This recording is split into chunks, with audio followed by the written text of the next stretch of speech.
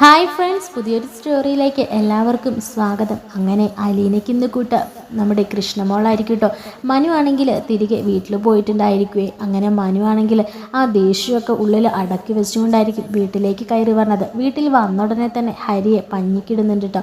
അങ്ങനെ മനുവിൻ്റെ അമ്മ ആകെ സങ്കടപ്പെടുകയാണ് കേട്ടോ. കാരണം ഹരി സത്യങ്ങളെല്ലാം വിളിച്ചു പറയുമ്പോൾ അതെല്ലാം കേട്ട് ആകെ തകർന്നു പോകുവാണ്. ഒരു വേലക്കാരിയോട് ഈ ഒരു രീതിയിൽ, മോശമായൊരു രീതിയിൽ തൻ്റെ മകൻ ഇങ്ങനെ പെരുമാറിയല്ലോ എന്നാലോചിച്ച് നല്ല സങ്കടമുണ്ട്. എങ്കിലും മറുവശത്ത് മനുവിനോട് പറയുന്നുണ്ട്, ഇനി ഇത് ആരും നീ അറിയിക്കാനൊന്നും നിൽക്കണ്ട. അവനൊരു കയ്യബദ്ധം പറ്റി, ഈ ഒരു പ്രായമല്ലേ, അതുകൊണ്ട് അവനൊരു അബദ്ധം പറ്റി, നീ അങ്ങനെ അങ്ങ് വിട്ട് കളഞ്ഞാൽ മതി എന്ന് പറഞ്ഞിട്ട് അവനെ രക്ഷിക്കാൻ ശ്രമിക്കുന്നുണ്ട് കേട്ടോ. അപ്പം മനു പറയുന്നുണ്ട്, ഈ ഒരു പ്രായം കഴിഞ്ഞിട്ട് തന്നെ ഞാനും വന്നത്, എന്നിട്ട് ഇതുപോലത്തെ തോന്നിവാസങ്ങളൊന്നും ഞാൻ കാണിച്ചിട്ടില്ല. അമ്മ ഇങ്ങനെ നമ്മുടെ മോന് വളം വെച്ച് കൊടുത്തു, നാളെ എന്തെങ്കിലും ഒരു ഇതായിരിക്കും ഇവന് വെച്ചിരിക്കുക. ഇപ്പം തന്നെ അലീന ആ സത്യങ്ങൾ തുറന്ന് പറഞ്ഞിട്ടുണ്ടെങ്കിൽ മോൻ ജയിലിൽ കിടന്നേനെ എന്നൊക്കെ പറയാൻ കേട്ടോ. എല്ലാം നീ ഒന്ന് ക്ഷമിക്കും, ഇവൻ ഇങ്ങനെ ഒരുത്തനായിപ്പോയി എന്നൊക്കെ പറഞ്ഞിട്ട് പറയുന്നുണ്ട്. ആ ഒരു വേലക്കാരിയെക്കാട്ടിലും ഇവനെക്കാട്ടിലും വലുത് നിനക്ക് ആ വേലക്കാരിയാണോ, നിനക്കൊന്ന് ക്ഷമിച്ചൂടെ എന്നൊക്കെ പറയാൻ കേട്ടോ. ഈ സമയത്ത് മനു പറയുന്നുണ്ട്, വേലക്കാരി ഒരു 1000 പ്രാവശ്യം പറയുന്നുണ്ടല്ലോ, അതും ഒരു മനുഷ്യ സ്ത്രീയല്ലേ അമ്മേ, ഇങ്ങനെ അവരോട് പെരുമാറേണ്ട വല്ല കാര്യമുണ്ടോ, നമുക്ക് നാളെ ഈ ഒരു അവസ്ഥ വരുന്നെങ്കിലും എന്നൊക്കെ പറഞ്ഞിട്ട് മനു ഇങ്ങനെ കൺവിൻസ് ചെയ്യാൻ ശ്രമിക്കുന്നുണ്ടെങ്കിലും അതൊന്നും കേൾക്കുന്നില്ല കേട്ടോ.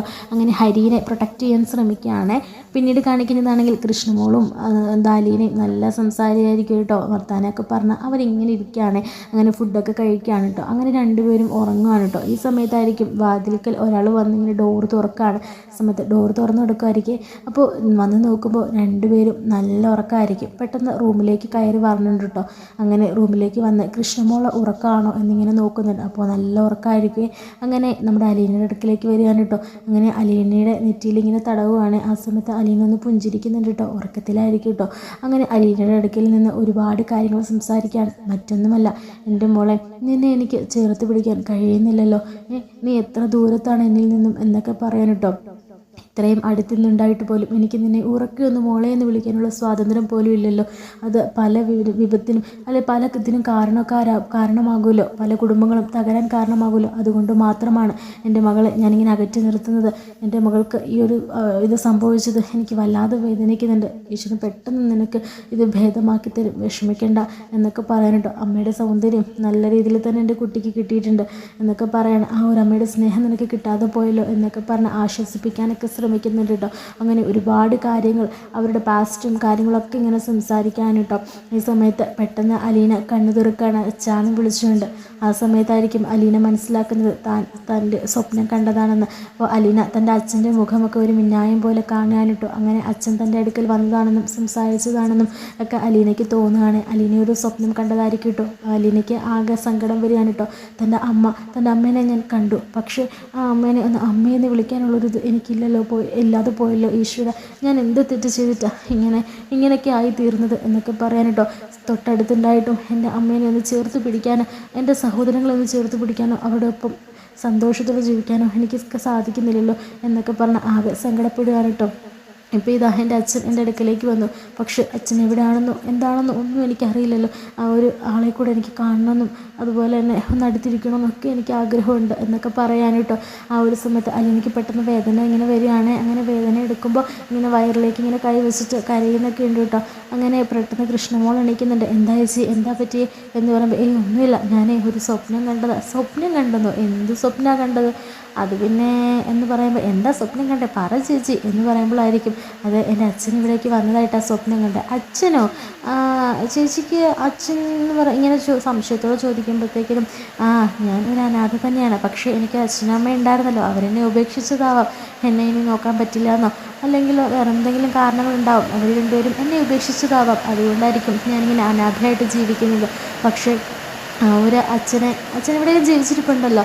അപ്പോൾ എനിക്ക് വല്ലാത്തൊരു ഇത്, കാരണം എന്നെ കാണാൻ വന്നതൊക്കെ ആയിട്ടും എന്നെ ഒന്ന് ചേർത്ത് പിടിക്കുന്നതൊക്കെ ആയിട്ടും ഞാൻ സ്വപ്നം കണ്ടു എന്നൊക്കെ പറയാൻ കേട്ടോ. അപ്പോൾ കൃഷ്ണമോൾക്കും ആകെ സങ്കടം വരികയാണ്. എന്നിട്ട് അലീനോട് പറയുന്നുണ്ട്, ചേച്ചി വിഷമിക്കുകയൊന്നും വേണ്ട, എല്ലാം കലങ്ങി തെളിയും. ചേച്ചി അച്ഛനും അമ്മയും ഒക്കെ ചേച്ചി തിരിച്ചറിയും, വരികയും ചേച്ചി കൂട്ടിക്കൊണ്ട് പോവുകയും ഒക്കെ ചെയ്യും. ചേച്ചി സിനിമകളിലൊക്കെ കണ്ടിട്ടില്ലേ ഇങ്ങനെയൊക്കെയുള്ള ട്വിസ്റ്റുകൾ, അതുപോലെ ചേച്ചിയുടെ ജീവിതത്തിലും എന്തെങ്കിലുമൊക്കെ ട്വിസ്റ്റുകൾ സംഭവിക്കും, ചേച്ചി നോക്കിക്കോ എന്നൊക്കെ പറയാൻ കേട്ടോ. ആ സമയത്ത് അലീന പറയുന്നുണ്ട്, ഹേയ് അങ്ങനൊന്നും കരുതണ്ട, അതൊക്കെ പഴംവാക്ക, അങ്ങനൊന്നും ചിന്തിക്കേ വേണ്ട, എൻ്റെ ജീവിതം ഇങ്ങനെ അങ്ങ് തട്ടിമുട്ടിയൊക്കെ പോകും. എൻ്റെ അച്ഛനും അമ്മയും ഒരിക്കലും എന്നെ തിരിച്ചറിയാനോ സ്നേഹിക്കാനോ പോകുന്നില്ല, അതെനിക്ക് നന്നായിട്ടറിയാം കേട്ടോ കൃഷ്ണമോളെ, ഇനി മോള് പോയി കിടന്നുറങ്ങിക്കോ എന്ന് എന്ന് പറയാൻ കേട്ടോ. അങ്ങനെ കൃഷ്ണ പോയി കിടക്കുകയാണെ. അപ്പോഴും അലീനയുടെ മനസ്സിൽ ആ തൻ്റെ മുൻപിൽ വന്നു നിന്ന് ആ മിന്നി മറിഞ്ഞ ആ രൂപം ഇങ്ങനെ മനസ്സിലേക്ക് വരികയാണ് കേട്ടോ. അങ്ങനെ അലീന പൊട്ടി പൊട്ടി കരയാണ് കേട്ടോ. ശേഷം കാണിക്കുന്നത് നമ്മുടെ മനു ആണെങ്കിൽ അലീനനെ കാണാനൊക്കെ പറഞ്ഞിട്ടുണ്ട്. അങ്ങനെ പിറ്റേ ദിവസം കാണാനൊക്കെ വരികയാണ്. അങ്ങനെ അലീനയ്ക്ക് സ്വാന്തന വാക്കുകളൊക്കെ പറയുന്നുണ്ട് കേട്ടോ. അങ്ങനെ കൃഷ്ണയോട് പറയുന്നുണ്ട്, നീ അലീനനെ ഉറക്കിയായിരുന്നോ അതോ നിങ്ങൾ വാചടിച്ചുകൊണ്ടിരുന്നോ എന്നൊക്കെ പറയണം. ആ സമയത്തായിരിക്കും മനുവിനോട് അലീന കണ്ട സ്വപ്നത്തെക്കുറിച്ച് പറയുന്നത്. അപ്പോൾ മനു പറയുന്നുണ്ട്, തൻ്റെ അച്ഛൻ്റെ മുഖം തനിക്ക് ഓർമ്മയുണ്ടോ എന്ന് ചോദിക്കുമ്പോൾ ഓർമ്മയൊന്നുമില്ല, പക്ഷേ ഒരു മിന്നായം പോലെ എനിക്കെന്തോ അങ്ങനെ തോന്നി എൻ്റെ അച്ഛനാണെന്ന്, എൻ്റെ അടുക്കിലേക്ക് വന്നതാണെന്ന്. എനിക്കൊരാപത്ത് വന്നപ്പം എന്നെ ചേർത്ത് നിർത്താൻ വേണ്ടി ചിലപ്പോൾ ഈശ്വരൻ്റെ കാര്യങ്ങളായിരിക്കും, അത് അച്ഛൻ്റെ രൂപത്തിലേക്ക് വന്നതായിരിക്കും എന്നൊക്കെ പറയാൻ കേട്ടോ. താൻ ഒന്നുകൊണ്ട് വിഷമിക്കുന്നുണ്ടോ, എല്ലാം കലങ്ങി തെളിയും എന്ന് പറയുമ്പോൾ കൃഷ്ണയും പറഞ്ഞിട്ട് ഇതേ ഡയലോഗ് വനുവേട്ട ഞാനും പറഞ്ഞത്. പിന്നെ ഞങ്ങൾ സുഖമായിട്ട് കിടന്നുറങ്ങി എന്നൊക്കെ പറയാൻ കേട്ടോ.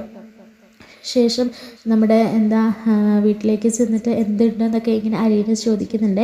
അപ്പോൾ മനു പറയുന്നുണ്ട്, വീട്ടിലേക്ക് ചെന്നിട്ട് കൊടുക്കാനുള്ളവർക്കൊക്കെ കണക്കിന് ഞാൻ കൊടുത്തിട്ടുണ്ട് എന്ന് പറയാൻ കേട്ടോ. അപ്പോൾ കൃഷ്ണയുള്ളത് കൊണ്ട് തന്നെ കാര്യങ്ങളൊന്നും തെളിച്ച് പറയുന്നില്ലേ. ആ സമയത്ത് അലീന പറയുന്നുണ്ട്, എന്തായി കാണിച്ചത്, ഞാൻ പറഞ്ഞല്ലേ ഇതിന് പേരിൽ ഇനിയൊരു പ്രശ്നങ്ങൾ വേണ്ടാന്നൊക്കെ പറയണം. അപ്പോൾ മനു പറയുന്നുണ്ട്, കാര്യങ്ങൾ അപ്പോൾ ചെയ്ത് തീർത്തില്ലെങ്കിൽ പിന്നെ അത് വലിയൊരു ബാധ്യതയായി തീരും, അതുകൊണ്ട് മാത്രം അവനെയൊക്കെ കൊല്ലാതെ വിട്ടത് എൻ്റെ ഇത് എന്നൊക്കെ പറഞ്ഞിട്ട് മനു അങ്ങനെ പോകുകയാണ് കേട്ടോ. ശേഷം കൃഷ്ണമുള്ള കാര്യങ്ങളെക്കുറിച്ച് ചോദിക്കുന്നുണ്ടെങ്കിലും അലീന ഒന്നും തന്നെ വിട്ടു പറയുന്നില്ലേ.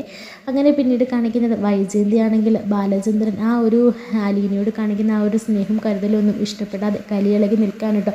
അങ്ങനെ ബാങ്കിലേക്ക് പോകുമ്പോഴും വൈജയന്തിയുടെ മനസ്സ് മുഴുവൻ ആ കുറേ കാര്യങ്ങളായിരിക്കും. തൻ്റെ മകളെയും കൂടെ അങ്ങോട്ടേക്ക് കൂട്ടിക്കൊണ്ട് പോയല്ലോ, അവിടെ നിർത്തിയല്ലോ ബൈ സ്റ്റാൻഡറായിട്ട്, വെറും ഒരു വേലക്കാരിക്ക് വേണ്ടിയിട്ട്, ഇതിൻ്റെ ഒന്നും ആവശ്യമില്ലല്ലോ എന്നൊക്കെ പറഞ്ഞിട്ട് നമ്മുടെ വൈജയന്തിയുടെ മനസ്സ് കിടന്നിങ്ങനെ കത്ത് കാണും കേട്ടോ.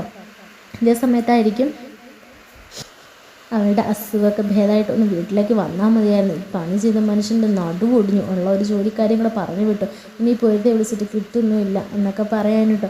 അങ്ങനെ എത്രയും പെട്ടെന്ന് തന്നെ അലീനയുടെ അസുഖങ്ങളൊക്കെ ഭേദമായി വീട്ടിലേക്ക് തിരികെ എത്തുന്നുണ്ട് കേട്ടോ. ആ സമയത്ത് ബാലചന്ദ്രൻ പറയുന്നുണ്ട്, മോളെ അധികമൊന്നും ജോലികളൊന്നും ചെയ്യണ്ട കേട്ടോ, തന്നെക്കൊണ്ട് പറ്റുന്ന മാത്രം ചെയ്താൽ മതി, പിന്നെ സ്റ്റിച്ചൊക്കെ കഴിഞ്ഞ് തുടങ്ങിയതല്ലേ ഉള്ളൂ, അതുകൊണ്ട് ഒത്തിരി പണികളൊന്നും ചെയ്യില്ല, റെസ്റ്റ് എടുക്കുക എന്ന് പറയാണ്.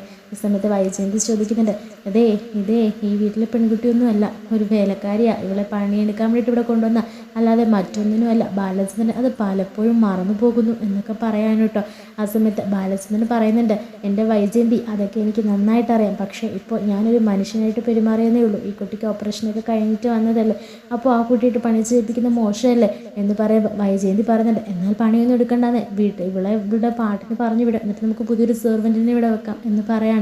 ആ സമയത്ത് ബാലചന്ദ്രൻ പറയുന്നുണ്ട്, എത്ര സെർവൻറ്റിനെ വെച്ചാലും അത് ഈ കുട്ടിയെ പോലെ ആവില്ല, എത്ര കാര്യക്ഷമതയോടെ ഈ വീട്ടിലിനെ കൊണ്ടുപോകുന്നത്, വീട്ടിലെ കുട്ടികളുടെ കാര്യമായാലും നിൻ്റെ അമ്മയുടെ കാര്യമായാലും നിൻ്റെ കാര്യമായാലും എൻ്റെ കാര്യമായാലും അങ്ങനെ എല്ലാ കാര്യങ്ങളും നല്ല ശ്രദ്ധയോടുകൂടിയും വൃത്തിയോടുകൂടിയും എല്ലാവരും ഈ കുട്ടി ചെയ്യുന്നത്. അപ്പോൾ അതിൻ്റെ ഒരു നന്ദി നമ്മളും കാണിക്കണ്ടേ. കുട്ടിക്കൊരു അസുഖം വന്നു, അത് പരിചരിച്ചാൽ തീരാവുന്ന പ്രശ്നങ്ങളല്ലേ ഉള്ളൂ, കുറച്ച് നാൾ കഴിയുമ്പോൾ എല്ലാം ഭേദമായിട്ട് ഇവളെ തന്നെ എല്ലാ ജോലിയും ചെയ്തോളും, നീ അതൊന്നും ഓർത്ത് പേടിക്കണ്ട എന്നൊക്കെ പറയാൻ കേട്ടോ. പിന്നെ അപ്പോഴത്തേക്കിനും നമ്മുടെ അലീനയോട് പറയുന്നുണ്ട്, എത്ര രൂപയാണ് ഇവർക്ക് വേണ്ടിയിട്ട് ഹോസ്പിറ്റലിൽ കളഞ്ഞത് എന്നൊക്കെ ഇങ്ങനെ പറയുമ്പോൾ വൈജയന്തിയോട് നമ്മുടെ ബാലേന്ദ്രൻ പറയുന്നുണ്ട്, അതൊന്നും ഓർത്ത് നീ ടെൻഷൻ അടിക്കണ്ട, അതിൻ്റെ ഫുൾ പൈസ മനുവാ കൊടുത്തത്, നീ അതൊന്നും ഓർത്ത് തല പൊക്കിക്കേണ്ടെന്ന് പറയുമ്പോൾ വൈജയന്തി പറയുന്നുണ്ട്, ഇവനിത് എന്നാ സുഖേടാന്ന് ഞാൻ ആലോചിക്കുന്നത്, ഇവളുടെ പുറകെ ഇങ്ങനെ നടക്കുന്നത് ഇനി എന്ത് കണ്ടിട്ടാണാവോ, ഇവളുടെയൊക്കെ ബില്ല് കൊടുക്കേണ്ട വല്ല കാര്യമുണ്ടോ, അല്ലെങ്കിൽ വല്ല ഗവൺമെൻറ് ഹോസ്പിറ്റലിലും കൊണ്ടുപോയ പോരെ, അവൾക്ക് കിടക്കാൻ പട്ടുമത്തല്ലേ കൊണ്ട് കൊടുത്തത് എന്നൊക്കെ പറയാനുണ്ടോ. ഈ സമയത്ത് വൈജയന്തിയോട് പറയുന്നുണ്ട്, നിന്നോട് തർക്കിച്ച് നിൽക്കാൻ ഞാൻ ആളല്ല എന്ന് പറയുമ്പോൾ അലീന പറയുന്നുണ്ട്, എൻ്റെ ശമ്പളത്തിൽ നിന്ന് പിടിച്ചോ, എനിക്ക് ശമ്പളം വേണ്ട, ശമ്പളം ഇല്ലാതെ കുറച്ച് ദിവസം ഞാൻ ജോലി ചെയ്തോളാം, അപ്പോൾ ഈ പ്രശ്നങ്ങളൊക്കെ മാറില്ലേ, എന്തായാലും ഞാൻ ഇവിടെ ജോലി ചെയ്യാതിരിക്കത്തൊന്നുമില്ല, എന്തെങ്കിലുമൊക്കെ ജോലി ചെയ്ത് ഞാൻ നിങ്ങളെ ഹെൽപ്പ് ചെയ്യത്തുള്ളൂ, പിന്നെ നിങ്ങൾക്ക് എന്നെ പറഞ്ഞു വിടണമെന്ന് അത്ര നിർബന്ധമാണെങ്കിൽ ഞാൻ പോയിക്കോളാം എന്ന് പറയാനിട്ടോ. ആ സമയത്ത് ബാലചന്ദ്രൻ പറയുന്നുണ്ട്, നീ എങ്ങോട്ടേക്കും പോകുന്നില്ല, നീ ഇവിടെ തന്നെ നിന്നാൽ മതി, കുറച്ച് ദിവസം കഴിയുമ്പോൾ നിൻ്റെ അസുഖമൊക്കെ ഭേദമാകുമല്ലോ, അപ്പോൾ നിനക്ക് പണിയൊക്കെ ചെയ്യാമെന്നല്ലേ ഉള്ളൂ, നീ അമ്മയുടെ കാര്യങ്ങളും ഒക്കെ നോക്കി നീ ഇവിടെ നിന്നാൽ മതി എന്നൊക്കെ പറയാനിട്ടോ. അങ്ങനെ നമ്മുടെ അലീനയാണെങ്കിൽ അവിടെ തന്നെ നിൽക്കുകയാണ്. വൈജയന്തി ആണെങ്കിൽ ബാലചന്ദ്രൻ്റെ മുൻപിൽ ഇങ്ങനെ വാക്ക് തർക്കിച്ചിട്ട് ജയിക്കാൻ പറ്റാത്ത ആ ഒരു സങ്കടത്തിൽ അങ്ങനെ പോകുന്നതൊക്കെ കാണിക്കുന്നുണ്ടോ. അങ്ങനെ അലീന അസുഖമൊക്കെ ഭേദപ്പെട്ട് പിന്നെ വീട്ടിലെ ജോലികളും കാര്യങ്ങളും ഒക്കെ നോക്കി നടത്തി ചെയ്യാനൊക്കെ വേണ്ടിയിട്ട് തുടങ്ങുന്നുണ്ട് കേട്ടോ. അപ്പോൾ നമ്മുടെ രോഹിത്തിനെയൊക്കെ അലീന കണക്കിന് കൊടുക്കുന്നുണ്ട് കേട്ടോ. രോഹിത്തിനോട് ചെന്നിട്ട് പറയുന്നുണ്ട്, നിൻ്റെ പ്രായം ഇതാണ്, അതുകൊണ്ട് ഞാൻ നിന്നോട് ഒന്നും പറയുന്നില്ല. പിന്നെ നിന്നെ ഞാൻ സഹോദരനെ പോലെ കണ്ടുപോയി, അതുകൊണ്ടാണ്. അല്ലെങ്കിൽ എൻ്റെ ഈ ഒരു അവസ്ഥയ്ക്ക് നീയും അവനും ആ കാരണക്കാരെന്ന് ഞാൻ വിളിച്ചു പറഞ്ഞത്. പക്ഷേ അത് ഞാൻ ചെയ്തില്ല. ഇനി ഇങ്ങനെ മേലാൽ എൻ്റെ അടുക്കലേക്ക് വന്നാൽ ഞാൻ ഇതല്ല ചെയ്യുന്നത്. ഇന്ന് എൻ്റെ നേർക്ക് കുത്തിയ കത്രിക നിങ്ങളുടെ നേർക്കായിരിക്കും നാളെ എന്നൊക്കെ പറയാൻ കേട്ടോ. അങ്ങനെ രോഹിത്ത് ആകെ പേടിച്ചു പോകുകയാണ്. അങ്ങനെ കാണിച്ചിട്ടുണ്ടായിരിക്കും കേട്ടോ ആ ഒരു എപ്പിസോഡ് കഴിയുന്നത്.